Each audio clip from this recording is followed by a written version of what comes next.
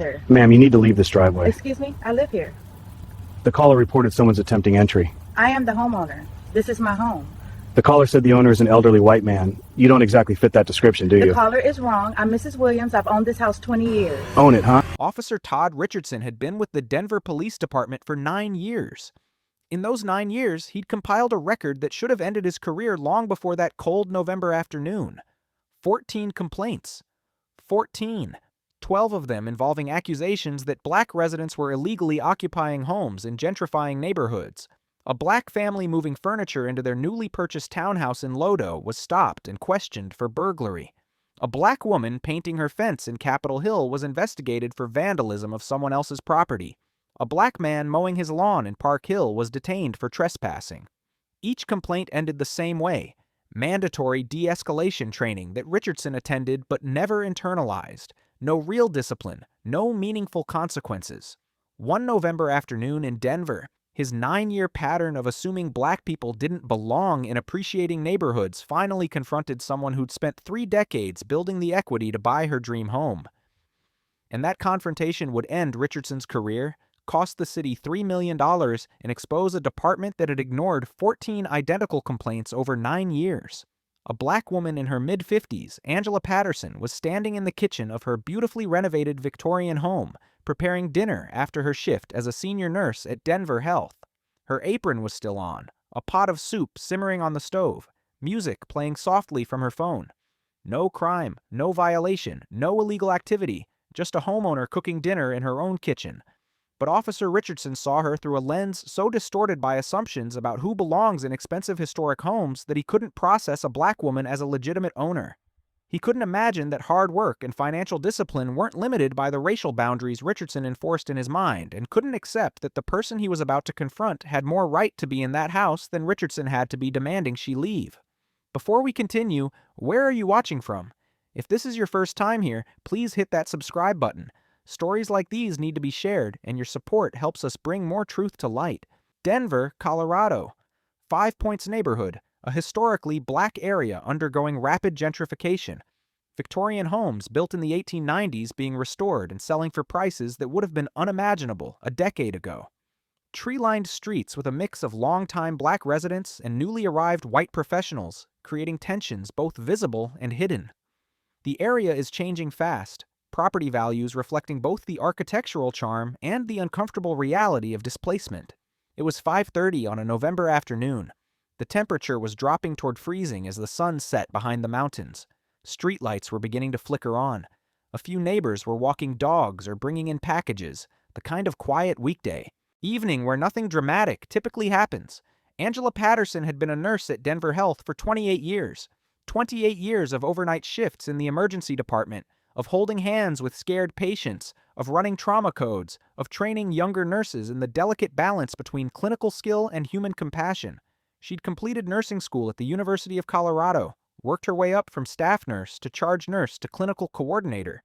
She'd seen everything the ER could throw at her: gunshot wounds, car accidents, overdoses, heart attacks, children in crisis. Her colleagues called her unshakable.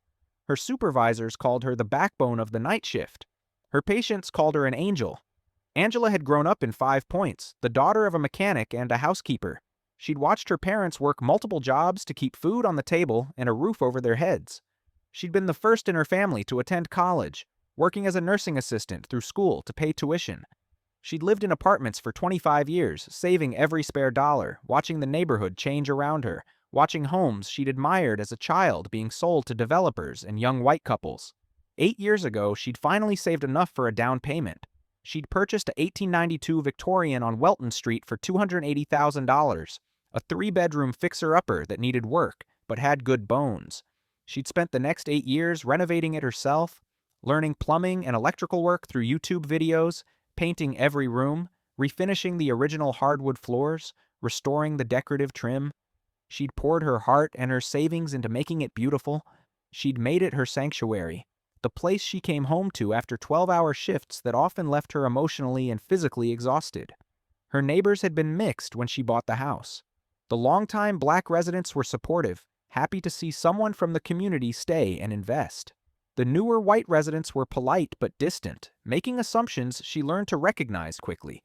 Surprise that she could afford the house, questions about whether she was renting or flipping it, comments about improving the neighborhood. One neighbor had asked if she needed recommendations for affordable contractors, assuming she couldn't hire professionals. Another had commented that the street was finally getting fixed up, as if Angela's meticulous restoration didn't count. Angela had learned to navigate these microaggressions with grace, focusing on her home and her work rather than neighborhood politics. That November afternoon, Angela had finished her shift at 4:30 and driven the 15 minutes home through rush hour traffic. She changed into comfortable clothes, tied on her favorite apron, and started making vegetable soup for dinner. She was planning a quiet evening.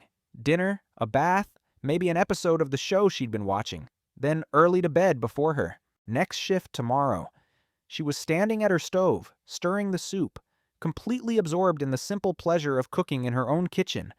She had every legal right to be there. She owned the house. She'd paid the mortgage on time every month for 8 years. She'd invested tens of thousands in renovations. She belonged there. But Officer Todd Richardson, responding to a call about a suspected squatter, saw something entirely different. Richardson had been with Denver PD for 9 years, assigned to patrol in gentrifying neighborhoods for the past 5. His supervisors described him as vigilant about property protection, which was code for aggressive about investigating reports of illegal occupancy in areas where property values were rising. In 9 years, he generated 14 formal complaints. 12 of them involved black people in homes that callers assumed they didn't own. A family moving into their purchased home in Curtis Park. Richardson responded to a call, demanded proof of ownership, and delayed their move-in for 3 hours while he verified their mortgage documents. They owned the house legally. Complaint filed, dismissed with cultural competency training. A woman watering her garden in Whittier. Richardson questioned her based on a neighbor's call, suggesting she might be a squatter or tenant who'd overstayed. She'd owned the house for 15 years. Complaint filed, closed with community relations workshop requirement. A man painting his porch in coal. Richardson detained him, ran background checks, and called the property management company listed on old records, not believing the man had purchased the home. The man had deed documentation and mortgage papers. Complaint filed, resolved with implicit bias training. The pattern was clear. Black people in gentrifying neighborhoods. Richardson assumes they're squatters or illegitimate occupants.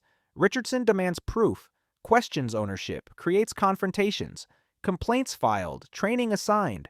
No actual consequences, no real accountability. Denver PD had a file on Richardson that documented these 14 complaints over 9 years. That's an average of 1.5 complaints per year, with 12 of them following the exact same pattern. But the department treated each incident in isolation, never connecting them into the obvious pattern they formed. So Richardson kept patrolling, kept questioning, kept assuming. That afternoon, Richardson received a call from dispatch. Possible squatter situation in 5 points. Caller reported seeing a black woman entering and exiting a property on Welton Street that caller believed was supposed to be vacant and undergoing foreclosure. Caller stated the woman had been there for several days and might be illegally occupying the home. Richardson responded within minutes. This was his specialty: protecting property values, investigating illegal occupancy, keeping neighborhoods safe from squatters who damaged homes and decreased values. He pulled onto Welton Street and immediately identified the house from the address. A beautifully restored Victorian, lights on inside, smoke coming from the chimney, a car in the driveway. In Richardson's mind, this fit the pattern. Gentrifying neighborhood, restored home, black woman, report of squatting. Must be illegal. He didn't consider that the woman might own the house. He didn't notice the well-maintained yard and fresh paint that suggested a homeowner's care.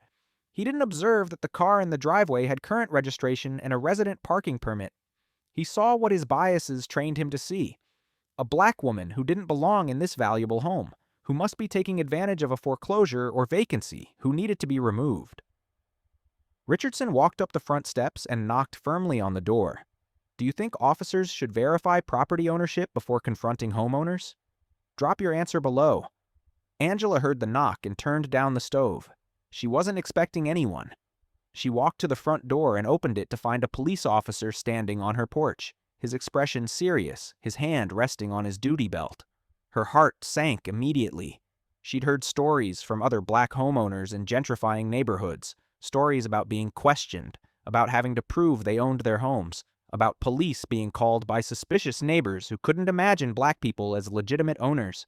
She'd never thought it would happen to her. The officer looked past her into the house. "Ma'am, you need to vacate this property immediately." Angela blinked, confused. "Excuse me? This is my house." Richardson's expression didn't change. "We received a report that you're squatting in a foreclosed home."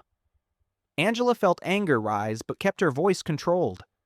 "Squatting? I own this house. I've lived here for 8 years. I have a mortgage, property tax records, a deed. This is my home."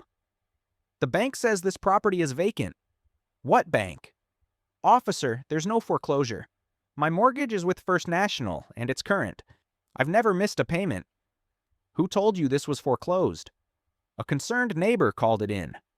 "A concerned neighbor who's wrong." "I'm Angela Patterson. My name is on the deed. I've owned this house since 2015. I renovated it myself. I live here. This isn't a foreclosure, and I'm not a squatter." Richardson pulled out his phone and appeared to check something. Property records show this address had a foreclosure filing in 2014. "That was the previous owner. I purchased it from the bank in 2015 after that foreclosure was completed. I'm the legal owner now. Check the current records, not records from 10 years ago." "Ma'am, you have 10 minutes to gather your belongings and leave, or I'll have to arrest you for trespassing." Angela's professional composure cracked. "Trespassing? In my own home?" "Officer, I'm a nurse at Denver Health. I work night shifts in the ER. I bought this house 8 years ago. I've spent 8 years fixing it up. My name is on the mortgage. My name is on the utility bills. My mail comes here. I vote from this address. This is my legal residence, and you have no right to tell me to leave." "Ma'am, I need you to step outside while I verify." "I'm not leaving my house. You want to verify? Call your supervisor. Check the current property records, not decade-old foreclosure filings. Contact my mortgage company. Do whatever you need to do, but I'm not leaving my kitchen with soup on the stove because someone made a false report." Richardson reached for his radio. "Dispatch, I need a supervisor at 2847 Welton Street. Subject refusing to vacate potentially foreclosed property." Angela pulled out her phone. "And I'm calling my attorney because this is harassment." Within 10 minutes, 2 things happened simultaneously. Richardson's supervisor arrived, and Angela's neighbor from next door came over. Sergeant David Chen stepped out of his vehicle, a 21-year veteran who'd worked with Richardson before and had serious concerns about his approach to property calls. He'd read Richardson's complaint file. He'd recommended discipline after complaint 9. He'd been overruled by command staff who valued Richardson's proactive policing. At the same time, Angela's neighbor, Mrs. Eleanor Washington, an 82-year-old black woman who'd lived on the block for 60 years, walked up the front steps. "Officer, what in God's name is happening here?" Richardson turned to her. "Ma'am, this is police business." "This is Angela's house. I watched her buy it. I watched her fix it up. Why are you harassing her?" Chen approached. "Richardson, what's the situation?" "Call about a squatter. Subject claims to own the property, but there was a foreclosure." "From 2014, Angela interrupted. "Before I purchased it in 2015. I am the current legal owner. This officer is trying to force me out of my own home based on outdated information and a false report." Mrs. Washington's voice was sharp with anger. "Angela's been here 8 years. She's a nurse. She owns this house. Everyone on this street knows that. Who called this in?" Chen pulled out his phone and accessed the Denver Property Records database. "Property at 2847 Welton Street. Angela Marie Patterson. Purchase date April 2015. Mortgage current with First National Bank. Property taxes paid through 2023. No liens, no foreclosure proceedings. Everything legitimate and current." He turned to Richardson with barely contained frustration. "She owns the house. The property records confirm current ownership. Why didn't you verify this before demanding she leave?" The call was wrong, and you should have checked current records before threatening to arrest a homeowner for trespassing in her own home." Chen turned to Angela. "Ms. Patterson, I sincerely apologize. This should not have happened. Officer Richardson responded to a call without proper verification. If you wish to file a complaint, I'll provide all necessary information." Angela looked at Richardson, then at Chen. "Sergeant, This is my home. I bought it with money I saved for 25 years. I've spent 8 years renovating it. I was cooking dinner when this officer knocked on my door and gave me 10 minutes to leave. He didn't ask for my ID. He didn't verify ownership. He just assumed I was a squatter because someone called and said a black woman in this house must be illegal. Another neighbor emerged from across the street, a young white man who'd moved in 2 years ago. Is Angela okay? Why are the police here? Chen addressed him. Sir, did you call about a squatter at this address? No, Angela lives there. She's owned it for years. She helped us when we moved in. Who would call about her? The question hung in the air. Someone in this gentrifying neighborhood had seen Angela at her own home and called the police, claiming she was a squatter. Someone had assumed criminality based on nothing but her race, and that someone would remain anonymous while Angela dealt with the consequences. Should neighbors face consequences for false police reports based on racial assumptions? Let me know what you think. Chen spoke into his radio. Dispatch, cancel that call. Property owner verified. No squatter situation. No further action needed. He turned to Richardson. Badge and radio. You're on administrative leave pending investigation. Richardson's face went pale. Sergeant, I was responding to a call. You responded to a call and made no attempt to verify current property ownership before threatening to arrest a homeowner. This is your 14th complaint in 9 years, 12 of them involving the same pattern. You're done patrolling until this is investigated. Badge, radio, now. Richardson handed them over, his hands shaking. Chen addressed Angela again. Ms. Patterson, the department will conduct a full investigation. You'll have access to all reports and recordings, and I'm personally sorry this happened. Angela exhaled slowly, her hand shaking slightly. Thank you, Sergeant. But sorry doesn't undo what just happened. I was told I had 10 minutes to leave my own home. I was threatened with arrest for trespassing on property I own. This officer didn't verify anything. He just assumed. Mrs. Washington put her arm around Angela. Baby, I saw the whole thing from my window. I'll be your witness. By that evening, Angela had contacted an attorney. By Monday morning, local news was covering the story. Nurse threatened with arrest in her own home. Denver officer demands black homeowner vacate property based on false squatter report. Woman told to leave house she's owned for 8 years. The medical community responded immediately. Denver Health released a statement supporting Angela. The Colorado Nurses Association condemned the incident. Her colleagues began organizing, sharing stories of a nurse who'd worked tirelessly through the pandemic, who'd saved countless lives, who'd earned every bit of respect she commanded. Civil rights organizations offered support. The NAACP called for immediate action.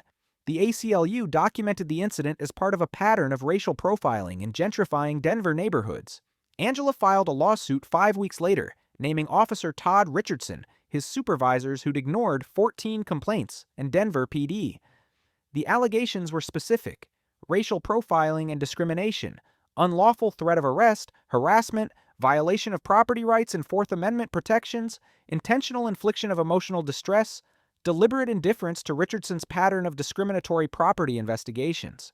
The complaint included Richardson's complete record: 14 complaints over 9 years, 12 involving black people in gentrifying neighborhoods, all dismissed with training that never changed behavior. Denver city attorneys reviewed the case. Property records proved 8 years of ownership and current mortgage payments. Witness statements corroborated the account. Richardson had no legal basis for demanding Angela leave her own home. The pattern of complaints showed deliberate indifference by the department. The city settled 19 months later. $3 million paid to Angela Patterson, among the largest settlements in Denver history, for racial profiling on private property. Officer Todd Richardson was terminated 11 weeks after the incident. The termination letter was direct. Officer Richardson engaged in racial profiling of a homeowner on her own property. He threatened to arrest Ms. Patterson for trespassing in her own home, based on an unverified call and outdated records. He failed to conduct basic verification of current property ownership before confronting the owner. His pattern of similar conduct, documented through 14 complaints in 9 years, demonstrates an inability to serve without racial bias. Employment terminated immediately. Richardson's name entered the National Decertification Index. His 9-year law enforcement career ended. The union attempted to fight the termination. The city provided Richardson's complaint file, witness statements, and property records showing 8 years of ownership. The union withdrew the appeal after reviewing the evidence. Richardson released a brief statement. "I made serious errors in judgment and apologized to Ms. Patterson." Angela testified before Denver City Council. "I'm a nurse. I've dedicated 28 years to caring for the city's most vulnerable residents. I saved for 25 years to buy my house. I've spent 8 years renovating it with my own hands. And Officer Richardson told me I had 10 minutes to leave my own home because someone called and said a black woman in that house must be a squatter." She paused. 14 complaints in 9 years, 12 involving black people in gentrifying neighborhoods. That's not coincidence. That's a pattern. A pattern your department ignored until it targeted someone with resources to fight back. She paused again. $3 million is what it costs to finally address one officer's 9-year pattern. But money doesn't undo being threatened with arrest in your own kitchen. It doesn't erase the violation of being told to vacate a home you've owned for 8 years. And it doesn't prevent the next officer with 14 complaints from doing the same thing. Denver PD implemented reforms 12 months later. Mandatory current property record verification before any occupancy investigation, automatic investigation at 3 similar complaints, body camera review for all residential confrontations, community liaison program connecting officers with longtime residents in gentrifying areas, command accountability for officers with documented patterns. Why do departments treat each complaint in isolation instead of recognizing patterns? Comment your thoughts. This wasn't about one November afternoon. This was about a department that let Todd Richardson accumulate 14 complaints showing the exact same bias without connecting them into the pattern they formed. The complaints were documented. The pattern was obvious. But Denver PD treated each incident separately, never acknowledging that 14 identical complaints in 9 years meant systemic failure, not isolated mistakes. Angela Patterson paid the price, threatened with arrest in her own home, forced to prove she owned property she'd spent 8 years renovating, treated like a criminal on her own front porch. Todd Richardson's career is over. That's consequence. The city paid $3 million. That's accountability. But those measures came after 14 complaints and 9 years of the same behavior. 9 years of victims who didn't have nursing degrees or property deeds to defend themselves. 9 years of people questioned for existing, working, living in homes Richardson thought they couldn't legitimately own. The real question is what changes now? Do departments connect the dots at complaint 3 instead of waiting until complaint 14? Do they recognize patterns when officers repeatedly target the same demographic in the same context? Do they prioritize protecting homeowners over protecting officers with clear biases? Because if we don't fix the system that kept Todd Richardson patrolling for 9 years through 14 identical complaints, if we don't address the culture that treats pattern recognition as optional, then we're just waiting for the next officer with 14 complaints, the next victim, the next nurse who gets told to leave her own kitchen. Comment if this should be mandatory. 3 similar complaints within 3 years triggers automatic investigation and potential termination. No more isolated treatment. Pattern recognition becomes policy. And if you believe these stories matter, if you think 14 complaints over 9 years should have resulted in action after complaint 3, then hit that subscribe button. We're exposing departments that ignore obvious patterns. We're demanding better. We're fighting for homeowners who deserve to exist in their own homes without proving they belong. This isn't about one officer or one nurse. It's about systems that let patterns continue and the people who pay the price for that willful blindness.